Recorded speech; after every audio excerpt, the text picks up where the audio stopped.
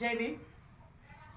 Doctor BR Ambedkar వర్ధంతి సందర్భంగా వారికి నివాళులు అర్పిస్తున్నాను. వారు స్త్రీ సంక్షేమం కోసం, స్త్రీ సాధికారత కోసం పార్లమెంట్లో బిల్లును ప్రవేశపెట్టడం జరిగింది. స్త్రీల హక్కుల కోసం ఎన్నో రకాలుగా చట్టాలను రూపొందించడం జరిగింది. రాజ్యాంగంలో ప్రత్యేక ప్రతిపత్తిని కల్పించి, ప్రత్యేక హోదాలను కల్పించి, స్త్రీ అన్ని రంగాల్లో ముందుండే అవకాశాన్ని కల్పించారు. ఓటు హక్కు ద్వారా తమకు నచ్చిన నాయకుడిని ఎన్నుకునే అవకాశం కల్పించారు. అంతేకాకుండా అదే ప్రజాస్వామ్యంలో తను కూడా అత్యున్నత పదవిని చేపట్టే భారతదేశాన్ని పాలించే అధికారం, అవకాశం కూడా స్త్రీలకు కల్పించిన గొప్ప మహానుభావుడు. వారికి ఆ జన్మాంతం స్త్రీ జాతి రుణపడి ఉంటుంది.